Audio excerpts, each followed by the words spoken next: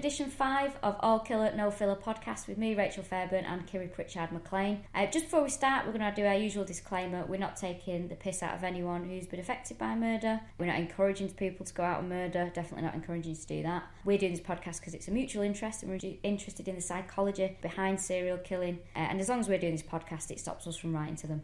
Episode 5, for me, has been the hardest one so far. We're doing the Moors murders. So that's Ian, Brady and Myra Hindley. I found it really, really hard. Yeah, it's a difficult one because it's quite recent. Yeah. We are living 2 miles away from where all this took place. Everyone I speak to, it still seems to resonate with people. Because it all sort of kicked off in about the 60s, but it seems... And also the tabloids are still really obsessed with them. They were obsessed with Myra Hindley. And you'll have at least 3 Ian Brady stories a year, I reckon, in papers. Yeah, they love a bit of it, don't they? So, we're going to go back to the beginning. Ian Brady was Glaswegian, born up in Glasgow. He was raised in the Gorbals, which is like a big, shitty... rough. Yeah, council tenement kind of thing, isn't it? Which, on a side note, Fred West actually lived there for a while. Oh, did he? Yes, he did. But we'll come to him in a later episode. A little bit of trivia for you. His mum was a waitress, a young waitress, who had a child out of wedlock and then gave them up for foster in Glasgow. They never knew who his dad was. They think it might have been a newspaper reporter in Glasgow. So, I have a feeling, though, that's something that Ian Brady would come up with himself. Yeah, totally. Though. That his dad was like, he's a very smart journalist. That's the kind of thing that he would come up with, isn't it? But he was a troubled child. He used to be into setting things on fire, which is another sign of a serial killer. Threw his first cat off a tower block at 10, so he started again with the cats. They won't leave When him is alone. the good age to throw your first cat off a tower block? Never, in my eyes. Just when you turn into double figures, according to him. He was in Borstal as a kid as well. Housebreaking. So he was just a bit of a rum one, really. So can you imagine though, those poor foster parents? Because fostering must be tough enough. Oh yeah, definitely. But because with kids, you're like, no one's born evil. And then you end up fostering a kid and you're like, I really wish he would stop killing our pets. Yeah, we used to have 4 cats and then we got Ian. And now we've just got Ian. So yeah, he was fostered out. He actually ended up back after Borstal in Manchester living with his biological mother who'd moved down here. And she had married a guy called Brady and he took his name as a way to sort of try and ingratiate himself in the family. But he didn't get on very well with his stepdad. So he was about 16. So he was just I think to me he's giving off like serial killer signs from a young age. Straight away. And then once as we'll get to, you find out what he was interested in. Yeah, he started getting well into the Nazis from a young age, didn't he? Listening to recordings of Hitler, doing various speeches. He had serial killer written all over him, actually. They should give that out to parents in general, let alone just foster parents. Just a fact sheet. Just a little, little pamphlet that they push through the door twice a year.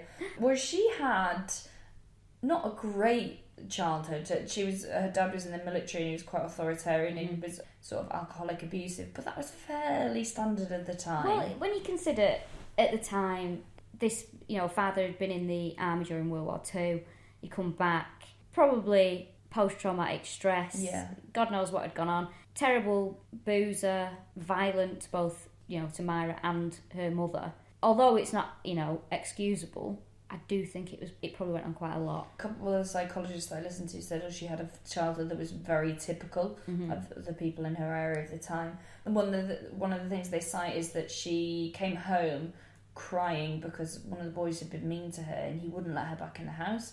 And he said, if you come back here without hitting him, I'm going to hit you myself. So she went back and she knocked this kid out, apparently, or knocked him on his ass anyway, and the kid was crying, this little boy. And then she was like, oh, the power. Yeah, I think the word she used to describe it was triumphant. Oh, yeah, that was it, triumphant, isn't it? And she went to live with her gran at one point, but again, that was normal. Sort of I mean, normal. that's a classic northern thing to do. Yeah, live with your I gran. did that. Proper northern, it's what you do. You get your own way with your gran. But the reason she went to live with her grandma was because her parents had another child, the strain on the household and the money coming in.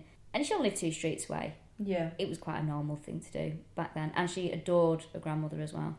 Oh, really? Yeah. So much so that she decided to murder someone in the next Yeah, room. exactly. There we go. So as I said before with serial killers, they usually have kind of troubled childhood, which Ian Brady definitely did. St. Myra did to a lesser extent. They usually have some life event that makes them sort of trigger event. But Myra had one of those actually, didn't she? Because one of her friends drowned. Yeah, she was particularly close to this friend of hers. Michael. I think. They were very good friends, and Myra used to say, "Oh, we'll be best friends forever," and all that kind of malarkey. Anyway, one summer there was a reservoir that all the kids went swimming in. He asked Myra to go swimming with them, and she said no this particular day, and he sadly drowned that afternoon when she was meant to go, and apparently she never forgave herself for it, and she was devastated by it. And I think actually, because for about 3 weeks afterwards, she was wearing black. She did a proper theatrical. She really went over the top with it. Crying in the street. Yeah, crying in the street, being dramatic. I think she kind of enjoyed the attention from that. I'm not saying she was. I mean, she probably was upset, but I think once she realised, oh, hang on a minute, and she went around collecting money for a wreath for him, and making a big show of it. So I think she was obviously a bit self-absorbed. That she's managed to manipulate someone else's death into something about her. They both worked together at Hillwood's Chemicals. Millwoods, that's it. My M's look like H's when I write them down. She had a big fascination with him straight away. Even before she knew him, she was like, who is this tall, dark Scottish guy on a motorbike? He's so exotic. Yeah. But she was really well liked by the other girls, because in the first month, I think, she lost her wages and they all chipped in a bit of their wages, so she didn't go well out for the month. So you don't do that if you think someone's burying kids, do you? And also, she wasn't unpopular with her friends. She had friends. She had people. She was engaged to a chap for many years. Oh yeah. And that just came to an end because what was it she cited? She said it was unambitious. Unambitious, yeah. But we already know what her idea of ambitious is: killing children. Yeah. It's like you've got a guy and he goes out with a crazy girl for a bit, and it gets dead serious. But then they break up, and you go, bloody hell, you dodged a bullet there. Like, every day you must be like, oh fuck, I didn't marry Myra Hindley. Although if you did, who knows? It could have not. Could have ended up. Well, it probably would have ended up very different. It's very unlikely to have killed had she not met Ian Brady, but obsessed with him from the minute she saw him, by all accounts. Yeah, in her diary, she just goes on like when will he speak to me? I hope today's the day that he'll speak to me. She's really not just like teenage obsessed, but like really, and she's an adult by this time as well. She's in her 20s, but she's just consumed by him, and I don't think he's all that. No, too bony face. But there is that thing where if a boy ignores you when you're younger, they're the best thing ever, aren't they? Well, a psychologist said this, that he had played a very clever game with her, and that's a typical kind of sadist way to do things, and that he would be very nice and flattering about her, and then he would ignore her for 2 weeks. Because that's what happened. He asked her out for a drink, first of all, and then after they went out for a drink, he just didn't speak to her for a month. And then they got together, first date at the cinema, kept it traditional. The rumour is that they went to the cinema to watch one of Hitler's speeches. What cinema's showing that? This is what I go to this cinema quite a lot, and I've never seen them doing reruns of Hitler's speeches. I mean, you get the old classics coming out. You might get a Christmas film from the 50s at Christmas. Gone with the Wind. Yeah, Gone with the Wind or something. But Hitler's speeches. But no, didn't they go and see Kiri? It was apparently King of Kings. King of Kings, yeah. Which is so similar to a Hitler speech, it's unreal. Tried about educating her, didn't he? Yeah, and he would buy her books and make her listen to Hitler's speeches that he had on record, and he'd read all this Nazi... Again, who is making these records? Well, that's what I was thinking, because it's pretty much easy now to get... If you want to get hold of something, you can get hold of it, can't you? Yeah. Most things are on the internet, but back in the 50s and 60s, a record, an LP of Hitler's speeches. I always wonder how they bootleg things, because now it's really easy to you can record stuff on your phone or an MP3 player, but to bootleg a vinyl, like that must be like, who's sneaking into concerts with whatever equipment it takes to do that? What record shop has got these under the counters in the 60s? I bet car boots are full of like knockoff Hitler speeches on vinyl now. So he would educate her, the Marquis de Sade, he made her read, and these books. There was one book that was obsessed with the perfect murder. Yeah, about Leopold and Loeb, who committed a crime. They were kids, weren't they? They were kids, yeah, and I think it was in the 20s or 30s, I'm not sure, but there was a character in the book called Myra. Oh yeah. As well. That name's not popular anymore, is it? Myra's not. That's not coming back. No. But it's weird because it hasn't affected Ian, has it? Nope, still loads of Ians. Yeah, but I work with two. But yeah, Myra's.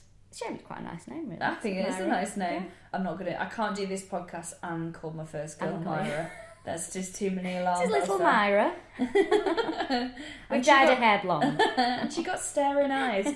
She has, yes. You make her read loads of books. But that book about the perfect murder is two boys who get caught. And yeah, then they get caught. And then it's the perfect trial, isn't Yeah. it? So, yeah, he basically, for a while they were going to rob a bank. He was saying, we're going to rob a bank. And he made her sign up to a gun club in Cheadle. Which sounds incredibly posh, doesn't it? Yeah. Cheadle Gun Club. For anyone that doesn't know, Cheadle is an area of Greater Manchester. It's incredibly posh. It is, isn't it? So she joined Cheadle Gun Club, but there was a chap that was actually teaching her how to use guns and things, and he found her too aggressive. Temperament changed in like the blink of an eye, and he didn't think she was suitable to be a member of the gun club. I'm glad they exercise some caution. Yeah. Unlike America, where it's like, you've got thumbs, brilliant. Yeah. Here's a gun. But she did obtain 2 guns. She bought them illegally, didn't she? Yeah, from people that were at the gun club, but she never did anything with them.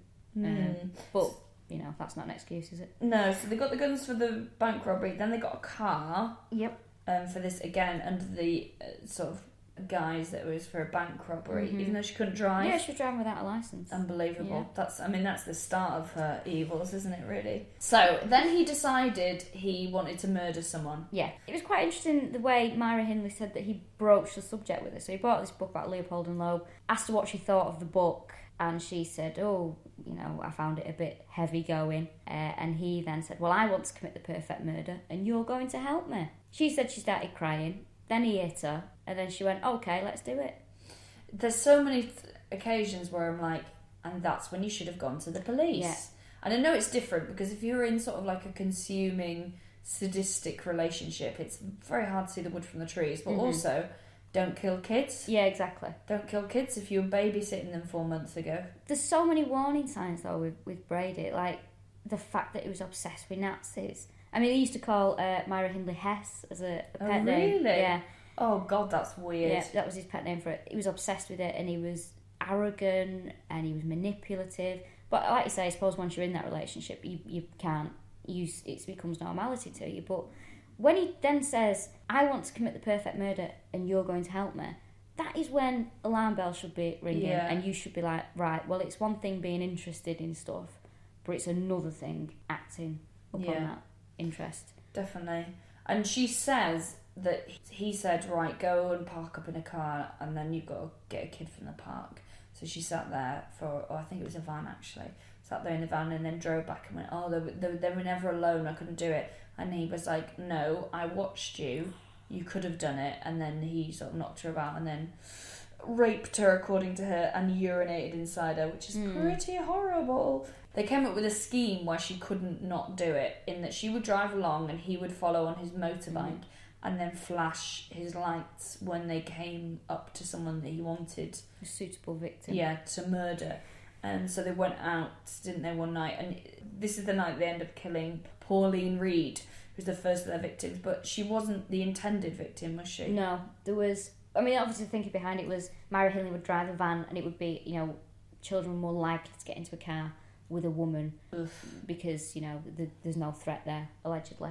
As kids, you're always told, if a strange man talks to you, don't get into the car or don't go with him.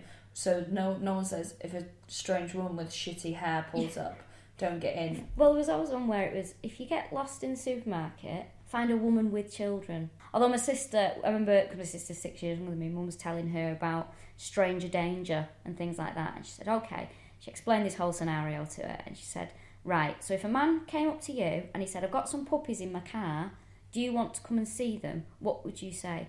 She said, well, I wouldn't get in the car, but I'd just go and have a look at the puppies. No, there are no puppies. You just couldn't get it into There's never any puppies. It's just loads of dead cats. Yes, there are no puppies, okay? You know Kath, who I live with, oh, yeah, who's in the sketch group Games Fun Gift Shop, she had one of those, when we were kids, they were big in fashion hairbands with your name written on them. Oh, yes. Someone came up to her when she was in like Moston Market or whatever and went and said, oh, Kath, I'm your uncle, come with me. Took her hand and started leading her away, and her parents were like, where are you going with this man? It's like, he knew my name, and then she wasn't allowed to wear the hairband anymore. Oh, Isn't that creepy? That's horrible. Yeah. Pauline Reed, he flashed his lights and she didn't stop, and then he pulled up in front and he started screaming at her for not but she said, listen, I live next door to her. Yeah. So we can't take her. It was too close. So they drove along. This is in 1963. And they saw Pauline Reed, who was on her way to a dance. He flashed his lights and she pulled over. And she knew Pauline because she lived next door but one to her sister. So they were familiar. Yeah. And this is the line that they used to get her in. They said, listen, or Myra said rather, I've lost an expensive glove up on the moors. Will you come and help me look for it? And then I'll drop you off at the dance afterwards. So she went with her and helped her look on the moors for a glove, and sadly she never came back. But as you were saying before, is testament to how sort of trusting and good these children were, that she's pulled over. He comes up with a ridiculous excuse, come and help me find a glove. Yeah. And she's gone, yeah, okay then. Yeah. I'll help you. That's the worst part, isn't it? Because a little arsehole kid, not that anyone deserves to die, but, a little shit would be like, fuck you, go and look for your own glove. But these kids are just like, yeah, okay. Yeah, I'll And help she was, I say kids, Pauline was 16, and they didn't find out until 20 years after they were incarcerated, Myra and Ian, that they had killed her as well, because the police didn't suspect that Pauline had been murdered. They thought she'd run off with a boyfriend. Mm-hmm. And also, at the time, in sort of the 60s, no one thought that people were going around murdering kids. I think this case is a big one where it's about the loss of innocence. People were very shocked that a woman was involved in it. It's astonishing, because we need to stop being surprised that women do awful things. Yeah. Women can do equally as evil things as men. Look at loose women. Look at loose women, exactly. But no, I think you're dead right that this whole kind of, because that's why everyone's obsessed with Myra over Ian Brady, even though he was the one that definitely did the murders, although I do think she was more involved than she says. Yes. That they're like, it's because it's a woman, and you just think, but you were meant to have babies and be a mum, you're not meant to hurt people, it's men that do awful things. Yeah, women can do horrendous things as well. Yeah. Although I'm not sure she would have done anything had she not met him. Definitely the catalyst for I agree with that. this I behaviour. think she would have been an arsehole. Oh, she would have been a twat at work. She'd have been a nightmare to work with. She'd have been arrogant. Bully. She'd have been bossy. She'd have been a bully. But I don't think she'd have been a murderer. Then she thought, that's it now, he's done the murder, we'll get away with it and then that'll be over. But he killed Pauline, or they killed Pauline, in 1963, July. Yeah. And then in November he was like,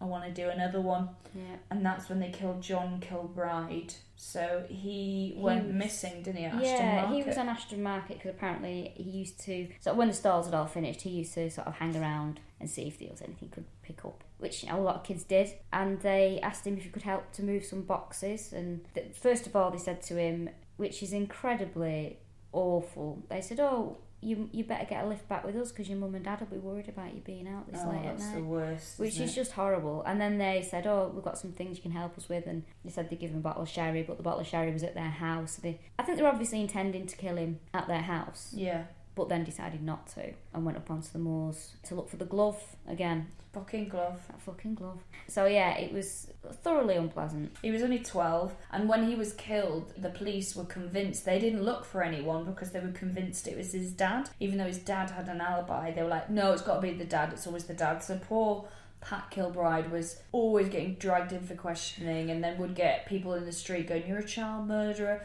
Like, not only the horror of having a child go missing, but then the horror of everyone thinking it's you. Everyone blaming you. And they killed again in 1964, July, little Keith Bennett, who is the most adorable looking kid in the world. If you Google him, he's just so cute with his little glasses on. Now, he, to me, is one of the sadder ones. They're all horrible because he's still missing. Yep. They'd never found his body. And his mum used to go up there and look. Yeah, every weekend. And Apparently. she died 2 years ago. 2 years ago. He was walking to his grand's, Keith Bennett, and they said, oh, will you help us? And did the old glove trick and then got in the car. Yeah, he went with them and was killed. And apparently when he was up on the moors, because they were walking along, he's like, oh, it's lovely up here. I'll bring my mum up here. She'd love this. And then he went, oh, I better be getting back to her now. And that's when he killed him. I mean, there must have been little moments of panic for the children that they took up there. There must have been a moment where they just thought, oh, hold on a minute. Yeah, am I not safe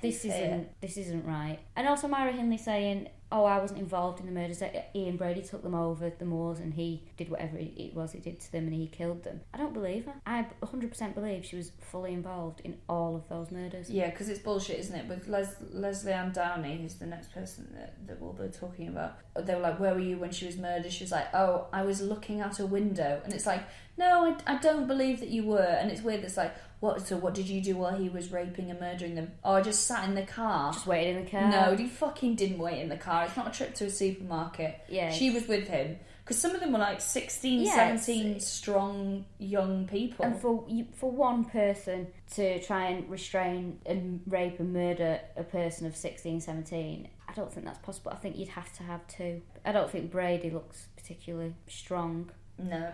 I think there would have to be She two was definitely involved. It's Keith Bennett to me is the one that's so sad. It's like you go drive over the Pennines and every time I see that sign for Saddleworth Moors, I'm like, there's kids there that we don't know about. Yeah. Because periodically they'll search, and they took Myra Hindley out there twice to try and find out where the body was. This is after her 20 years into her sentences admitting that there were more. They basically admitted suddenly remembering. Because they were prosecuted for 3. Edward Evans, John Kilbride and Leslie Ann Downey, and then they both kept fucking quiet for 20 years, and then they said it was Ian Brady in fact who said there was more, but only because he thought Myra was going to confess and he wanted to sort of pull away her trump card because they'd fallen out by then, and they said actually we killed Pauline Reed and Keith Bennett, who they'd sort of suspected that they had something to do with, although I think there was more. And there's not just horrible behaviour from Myra Hindley and Ian Brady either, because I watched an interview with Winnie Johnson and she was saying that someone had come up to her and said, "Are you Keith Bennett's mum?" And she was like, "Yeah." And she went, "They chopped him up and fed him to the pigs." And I was like, who does that? What is wrong with Who you? takes this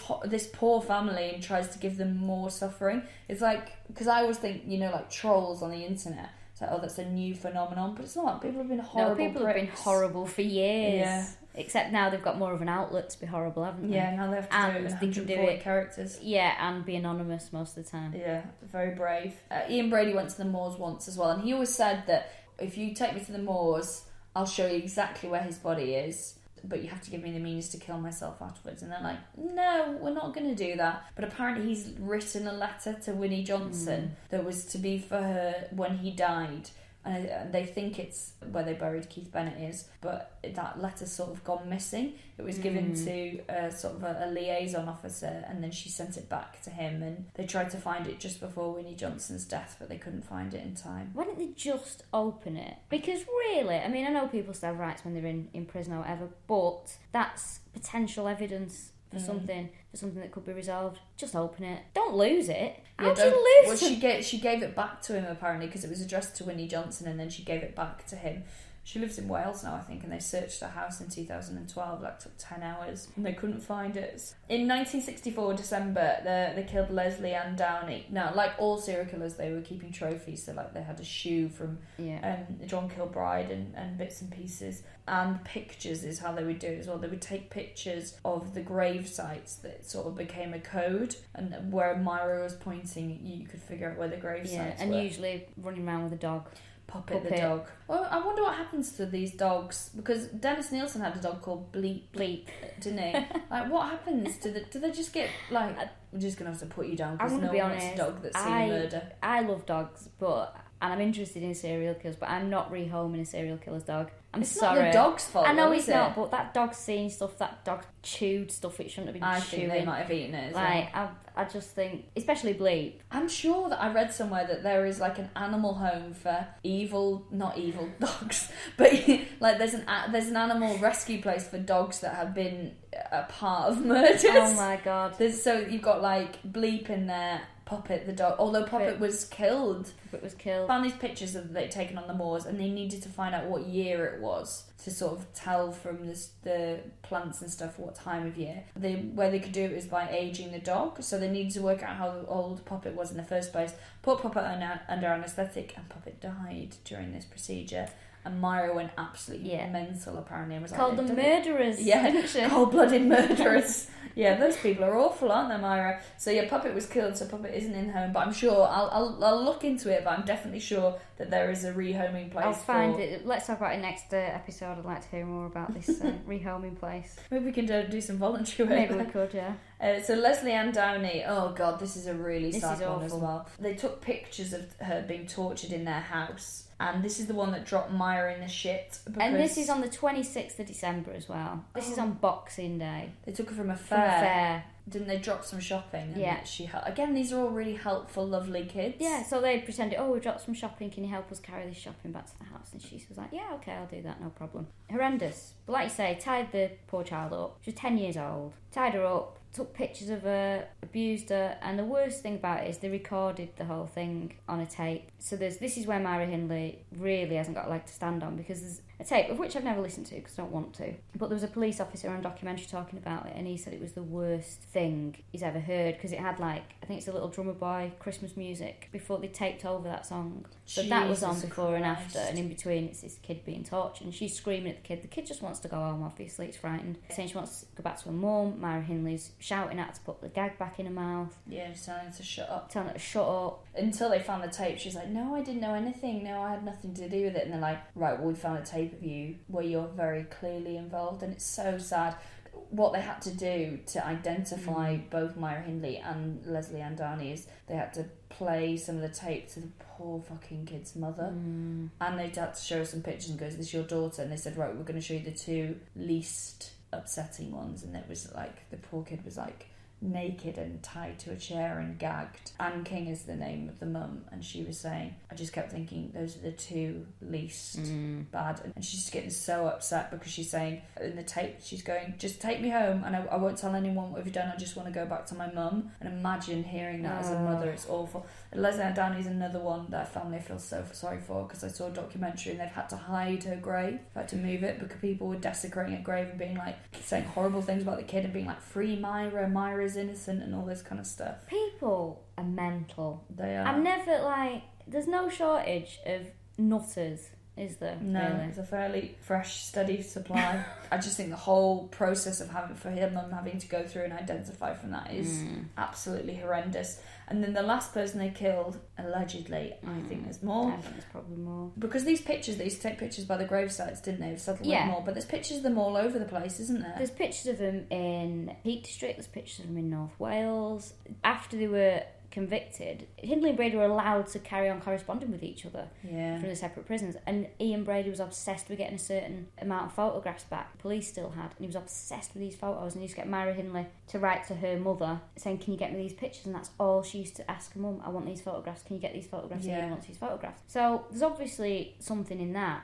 I mean, Edward Evans would have been the last victim, but there will have been, I think there'd been more before that. I mean, why wouldn't there be? Definitely. Well, if they kept two hidden that the police sort of knew they were responsible for anyway, and bearing in mind at this time, if anyone went missing, no one was thinking it was anything untoward anyway. So Edward Evans was the last one. Now, Brady tried to recruit someone else into their little horrid gang, and that was David Smith, wasn't it? Which is Myra's sister's husband. So Myra's sister Maureen, it was her husband. And he was sort of a petty thug and criminal, wasn't he? I don't think he wasn't the sharpest tool in the box. I think he admired Brady to a certain extent. He was sort of bowled over. He thought he was intelligent, and he was like, oh, he wants to be my friend. And, he was just a bit, impressed by him. Yeah, because Ian would be like giving him books to read, and then he'd copy out bits from it that Ian had underlined to help him understand them. So I think he was just thick as pig shit, but a bit violent. Yeah. And then just recently, he and Maureen had lost a baby, so apparently he was very sort of depressed and low, and that's when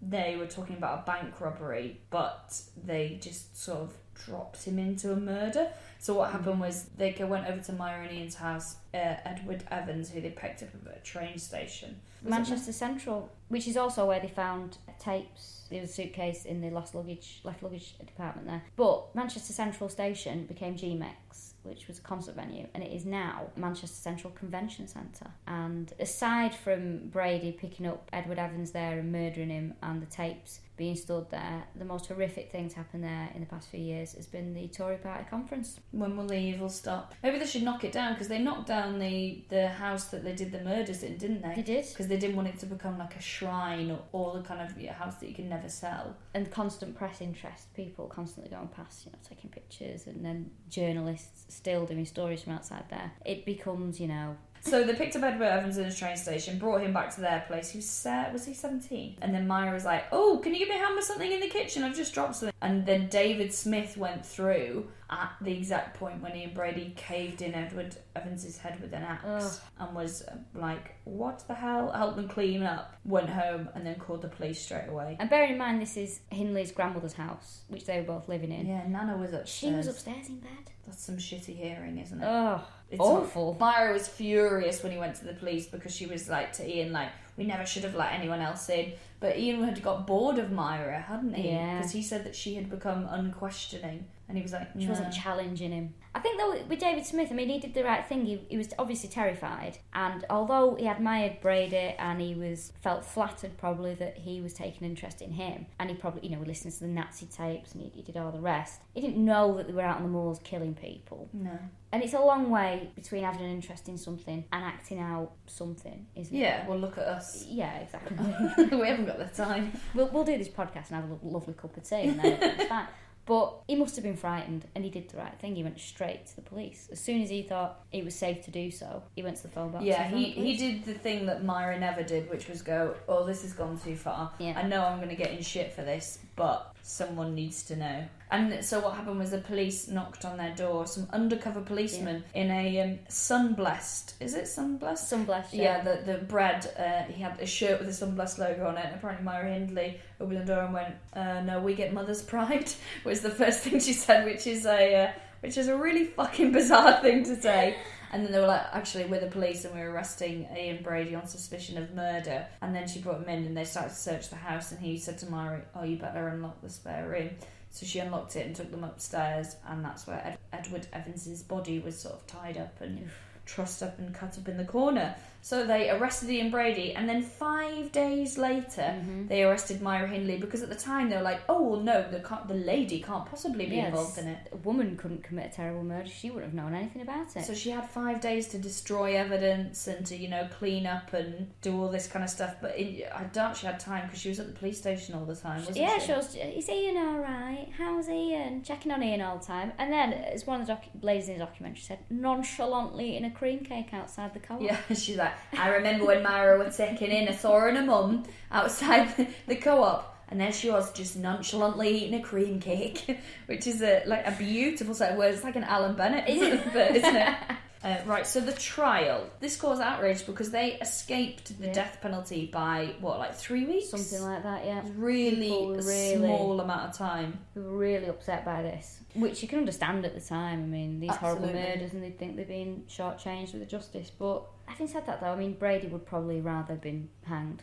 Definitely. Yeah. So in a way you go, although they've been very expensive over the years, that you think this is what you least wanted, so it's probably the best thing. If they had been executed, we wouldn't have had the information about the other murders a bit that's later on. true, So it just shows it's not for the best every time, is it? When the judge sentenced them, he sentenced them to life. And then you're meant to, when you go, I sentence you to life imprisonment with a recommendation of no parole for at least 15 years. And then you hit the thing. And you go, dink, like an auction. Yeah. And hit the thing, and it goes, dink. Dink. That's the campest court ever. Ding, That's ding. like the Fisher Prize, my first courtroom, isn't it? Oh God, I bet there is one of those as well. Then he just said, I sentenced you to life in prison, and then he sort of retired, and the barristers followed him through and said, yeah, but how long? He was like, no, life. I want them to spend life inside. It was sort of renegotiated after a while that they should see that life is 30 years. So he's still in there as we record this. He'll probably listen to this as well. Oh, we'll probably listen to this, yeah. Our listenership is just serial killers and my brother. I think that's and a couple of my mates from work.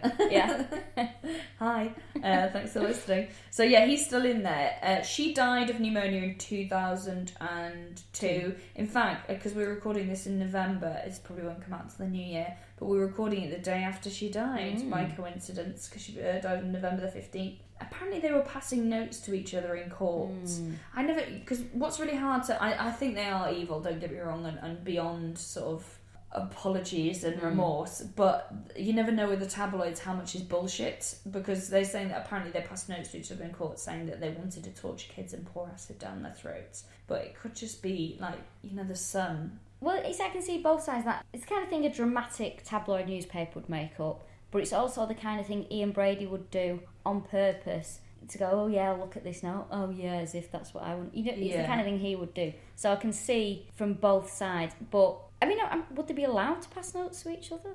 No, surely not. But there's been loads of cases of court trials where they've still communicated with each other. But having said that, they carried on writing to each other for 5 years after they were incarcerated. You think they shouldn't have been allowed? No, I don't. I just don't think they should be. Why should they? You've committed these awful crimes together. You're in separate prisons, and yet you're still allowed to write to each other. The police read them, don't they? So there could be something in there. It's like, oh, don't tell them about the other one. They'd be like, right, well, we need to chat. But then again, if they know their letters are being read, they're not going to write anything, are they? No. They're very arrogant. I just find it astonishing. In 1985, Brady was declared criminally insane, which is like, sounds badass, doesn't it? But he is clearly bonkers. Like, the shit he comes out with, he's so mad. What's interesting about Myra Hindley is she was never found to have anything particularly wrong with her. She was never found insane or anything like that. So she's just a piece of work. Yeah. Trying to be polite, but yeah, she's horrible. He didn't appeal because he said he should see out the rest of his days in prison, although he does want to commit suicide. They used to write to each other, and they stopped in like 1974 because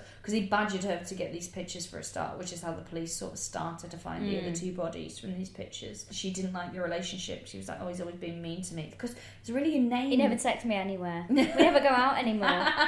We used to have fun. Do you remember that? The letters she writes to her mum are all sort of really like trivial and vacuous, aren't they? Bring us a box of Maltesers, that was one. Yeah. Like when she was awaiting trial. Oh, can you get me this makeup? It's angel face. Oh, dear ma'am, they won't let me dye my hair. Oh, can you bring us a box of Maltesers next time you come in? Then there was one like, Ian's mother brought us a roast chicken dinner on Christmas Eve. It was just like being at home. Bizarre, isn't it? Yeah, and while she was in prison, she entered a talent competition, like an artistic creative thing, and she sung and recorded. She taught herself how to play guitar when she was in there, and she recorded a song, and she won the competition. She won like 500 quid, and she sent some to her mum, was like, buy yourself a nice blouse. It's like, send her it all. What are you going to buy with it? Shower gel? Yeah, what are you buying in prison? Stocks and shares. Right, this is the reason why I don't think that she was sorry or as innocent as she claims, because she tried to escape. Yeah. There was a prison officer called Pat Cairns who used to work in her prison, and apparently when she walked in, she was like, who is that? Now, I've seen pictures of Pat Cairns, and I would say, who is that? But with a very slightly different intonation on it. She looks like she lives in the rafters at Notre Dame. I've never seen anything like it. Yeah, she's now in prison as well. Basically, what, for being too ugly? Yeah, they should. If they were going to put people inside, they'd start with Pat Cairns. I swear to God, she's got calluses on her knuckles where they drag on the floor. It's unbelievable. She sort of fell in love with Brady. They have a love affair. And then with Hindley, oh, yeah. Jesus, not Brady. Imagine that. Imagine the three-way there. Because by this time, Myra had gone what they call prison bent. Now, I didn't know this was a phrase, but I listened to a documentary. It's very posh and said, during her time in incarceration, Myra Hindley began to have lovers, lady lovers. She became what's known as prison bent. So Myra was prison bent, and Pat gave her keys to make copies of.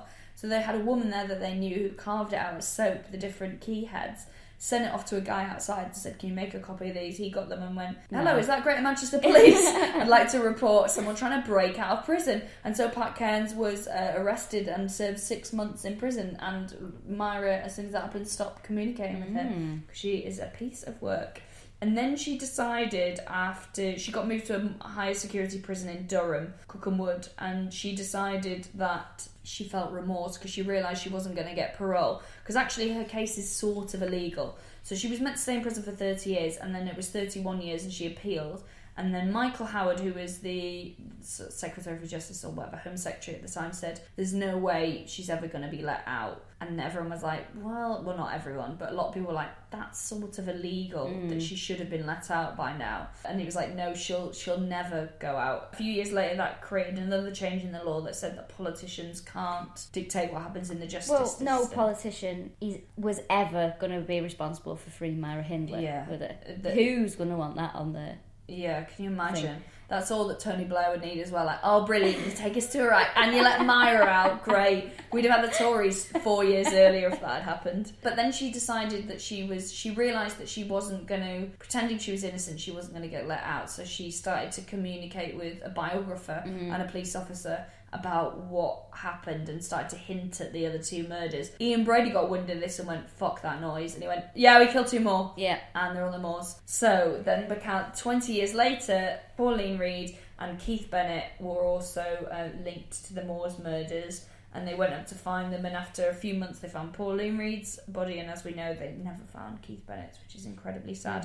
Myra Hindley, when she was in Durham, got into another relationship with another professional in the prison service. She was a criminologist called Nina Wilde. You can actually find an article she's written it on the Independent's website, like a full interview with her, talking about what a lovely woman Myra Hindley is, and how they began their love affair, and how I saw this lady with lovely dark hair doing the cleaning and making the tea, and then I found out it was Myra Hindley, because she said, I didn't know that she was a part of the Moors murders, because she's from Holland. This woman. So you're a criminologist and you've never heard of the Moors murders? I'm not having that one. It's like, I suddenly forgot about the Moors murders when I saw a lovely face in there.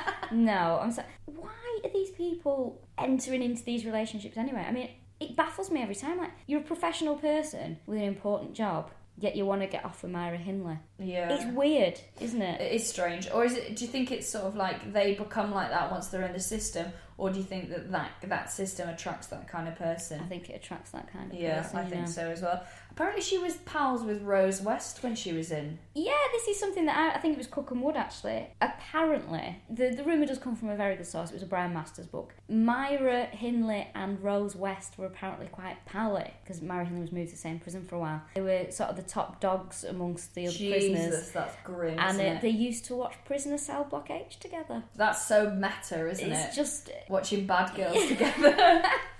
Going, it's so dramatic on here. It's nothing like that in here. Quite interesting, but whether it's 100% true or not, I'm not sure, but I kind of want that to be true because it's just so weird. I was listening to an interview with a prisoner who knew Myra well, and she said that she was sort of like a bit of a celebrity in prison. She like really enjoyed her notoriety, and they said the guards used to give her sort of specialist treatment because it was an exceptional case. It was like, Myra just sort of ran the place. Can you imagine she would have enjoyed that, though? Myra Hindley? Yes, I do think she would, because if you look at it, I mean, everything we know about her, she was manipulated by Brady to a certain extent, we know, but she still went ahead with all these killings. She was arrogant, she was an arsehole. Like we've said, if you worked with her, she'd have been a bully, but she loved being the top dog. Yeah, well, she felt... I've watched Prisoner Cell Block H, top dog. She was really angry about being in prison. She's like, I don't even get to vote in here. She felt like she was being really badly treated, which just shows the arrogance. I don't even get to vote in it. Well, those kids on the moors don't get to vote either, No. Myra, actually. So they all didn't reach voting age. Yeah. And had it taken away from them. Yeah, it's very... Yeah, I just found this one so hard to even talk about. I don't know what it is, if it's because it's recent and because it's kids, and if it's... but I think it might be a collection of all those things, and the fact that it's kind of a woman as well. I know that sounds pathetic, but they wouldn't have got in the van if it was a man asking her to. So Myra Hindley she's just as guilty as anyone else, I think. And I think the mugshots as well. Oh yeah, they're because famous, there's such aren't they? infamous pictures now. Both of them instantly recognisable. They both look defiant on them. I don't know if that's deliberate or not, but apparently when they were having the picture taken, because they didn't expect to have the mugshot taken, and the light was that bright that they sort of tensed up a bit. But I can't imagine them, putting on a sad face anyway. Very recognisable. There's an instance when I was 6 years old. They were back in the paper. It must have been when I think back, the extra, the Keith Bennett. And the other murder. I was in my grandma's house, like Myra Hindley often was, and she said to me, she showed a picture of the Moors murders, and she went, "Who's that, Rachel?" And I went, "The Moors murders." And she said, "How old were you?" About 6. And she was proving a point to my father, apparently, about how recognisable that image is, and how recognisable it is to people, and the fact that me at 5 or 6 could recognise it. But I just think it was an early warning sign of my weirdness, to be quite honest. She also did the same with Adolf Hitler. There was a picture of Hitler. My sister's 6 years younger than me. There was a picture of Hitler in the newspaper, and she said, "Oh, Amy, come here. Who's this?" And my sister went, "Oh no, don't tell me. I know the song. It's Hitler." I can only hope it was the One Ball song, not anything more sinister. Ian Brady's still on hunger strike because he has a feeding tube up his nose, doesn't he? And he claims because he wants to kill himself that he's on hunger strike. Although, rumour has it that he loves a cream egg. Cadbury's cream eggs. Yeah. Loves as toast every morning and cup of soups. He's a bullshitter. Essentially. He's such a narcissist as well that a few years ago, they did a programme about the Moors murders with Maxine Peake playing Myra Hindley in it. In that, one of the scenes, they're driving along in the car, they're drinking booze, and Ian Brady throws a bottle out the window. Apparently he wrote to ICV, listen guys, I watched that, and I would just like to make it very clear that I have never littered in my life, and I resent the accusation. He's like, fine with all the child murders, but like, I'm sorry, I'm not a litterbug. I'm not a litterbug. He's in Ashworth near Liverpool, sort of living out his last days. I don't think he's got very long left. No, I don't think he's got long left, actually. I think it's very important that he is not allowed to kill himself. Yeah, because he says, I'll show you where Keith Bennett's body is, but I have to be allowed to kill myself, knowing that they would go, of course you can't do that.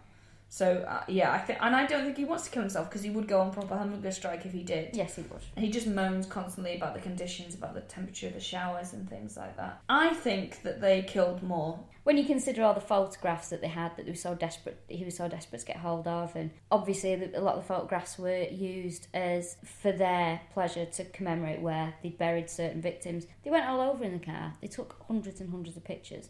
There must be other bodies. I also think that Myra Hindley, the fact that she kept her trap shut, knowing fine well that there were two other children buried on the moors, for her own benefit, she kept her mouth shut. Nothing that woman said could have been trusted. No. And he also, it's just a rotter, isn't it? Well, she allegedly became a Catholic and repented her sins and showed remorse, but I just think, again, it would have been a trick with her to try and get her. You don't keep it to yourself about 2 murders for 20 years and try and break out of prison if you're like, oh, I'm really sorry for what I've done, but I am going to try and escape. That is going to happen. It's something that doesn't sit easily with me is how he's escaped being the figure of evil, whereas I think her picture is more recognisable. Yeah. If you separated the two pictures, people would recognise Myra Hindley more so than they would. Yeah, and she's become a symbol of evil. Yeah. And I think it is because this whole, well, you wouldn't expect it from a woman, which is silly, but at the same time, kind of see where they're coming from. They just seem to. This has been the one that I found the hardest to talk about, and the one that if I've said to people, because people always go, "Oh, who are you doing on the podcast?" And I go, "Oh, the Moors murders." They're like, "Oh, yeah, exactly." Yeah. So it still seems to stay with people. I've actually seen as well online, and just saying like, a lot of people go, "Oh, you're doing the Moors murders." A few people go, "Oh, you sure you should do that?" Well, you can't ignore it. No, it's a huge case, and we had to do it, didn't we? It would be bizarre if we ignored it. But there's also a few things that I've seen online that I find quite distasteful, and this is from me speaking as somebody who did a serial killer colouring book. You can buy that as well if you want. You can buy that if you want. It's just tweet Rachel. If you want one, give us a shout. Terrible advertising there, linked into something that I'm supposed to be outraged about. I've seen tote bags with people's mugshots on. Now, it's one thing me doing a colouring book, but it's one thing walking around the streets with a bag with Myra Hindley's face on it. Especially in Manchester. Oh my God, especially in Manchester. I was actually reading a book about Myra Hindley, and on the front it had that mugshot, and I felt uncomfortable reading it on the bus. And I'm like, oh God, I have to put this away. I feel really awkward. Richard Ramirez as well, the Night Stalker. Somebody came in my works with a tote bag with Richard Ramirez on it. That's bizarre. It's just so strange. I mean, maybe they thought it was Che Guevara. Is that, or maybe it's like when you get those really awful fake bags. You often get them on markets. They're obviously made in China, and it'll be something like Iron Man but spelt wrong. Or like you get, on fairgrounds when they draw when on those rides they've got famous people, so they just know it's a recognisable thing. They're probably on the side of some ghost ride somewhere as Myra Hindley's mugshot. Or on an ice cream van, when they do like dodgy Disney versions of things. Fred West used to be an ice cream man. Oh, did he? Yeah, he did. There we go. Second mention in this episode, Fred West. We'll get to him at some point. I think, Anne Rose has been mentioned. Well, the cover as well of Sonic Youth's Goo album, I didn't realise, because my fella has it on a t-shirt, but I don't think he realises, I'm going to go home and break it to him now, is a picture of Maureen Hindley and David Smith at the trial. Wow. So that famous iconic picture is those two. Obviously, they're both innocent. They didn't do anything that we know of. There's a picture of them, and I just think that's kind of macabre. It's weird, isn't it, to be sitting here doing a serial killer podcast and go, well, that is too far. Yeah, but there's just some stuff that doesn't sit very easily. Yeah, there's some stuff that still makes us go, oh, that's a bit distasteful. So that's them, distasteful. I think that's a good way to sum it up. Yep. So next time we're going to be doing Peter Kern, aren't we? Yeah. We decided the Dusseldorf vampire. We needed cannibal. So yeah, we'll be doing that next time. Thank you very much for listening. I hope you enjoy it. I've tried to sort the volume out. Fingers crossed that's worked. Also, I don't know if I've done this already, but thank you very much for Logo Go for making our logo, because we get lots of nice compliments about it. So you can find them on Twitter, Logo Go, I think it's _UK, and they make great design stuff, so thank you very much for making that. Thanks so much for listening. If you've got any requests for who you'd like us to talk about, tweet us, I guess, at KillNoFillPod. Thanks very much for listening. Thank you. Bye.